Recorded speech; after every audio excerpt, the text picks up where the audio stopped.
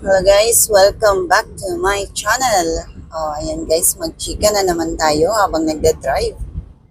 Ayan guys, kanina guys may chika ako sa inyo.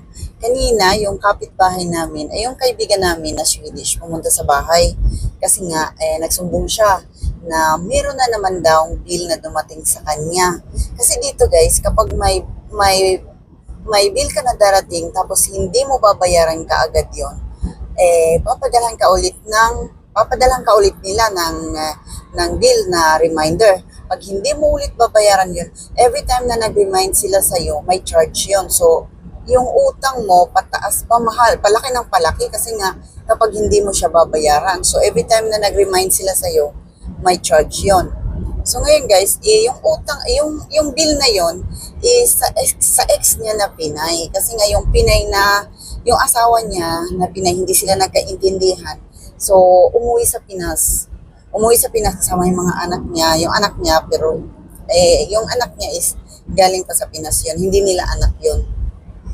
So ngayon guys, ang nangyari may ano daw pala siya, may appointment daw pala yung asawa niya dati sa dentist. Tapos hindi na siya doon pumunta doon kasi nga umuwi sa Pinas.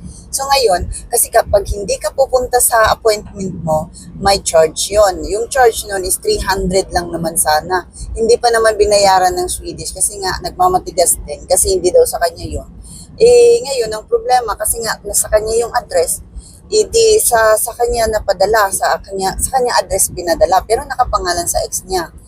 Ngayon palaki ng palaki yung ano guys, yung bill, yung amount na dapat niyang bayaran hanggang sa napunta sa anong tawag nito, yung may tinatawag sila ditong inkaso. Tapos pag napunta sa inkaso, kapag hindi pa rin binabayaran, napunta na yan sa, anong tawag nun, yung pinakamalaki na kapag hindi ka magbabayad, kapag pupunta na yan sa, anong tawag doon, food din. Basta may tawag doon guys, nakalimutan ko. Yung ano na yon, sila na mismo ang pupunta din sa inyo, tapos kukunin yung mga gamit mo na amount din sa utang mo, ganun. So, ganun din ang value kung magkano yung utang mo, ganun din ang kukuning gamit sa'yo. So, yun ang kinaanuhan niya, kinatatakutan niya kasi dumating na dun sa punto na talagang lumalaki na talaga guys. Kasi nga isipin mo naman, 4 years na umuwi yung ex niya.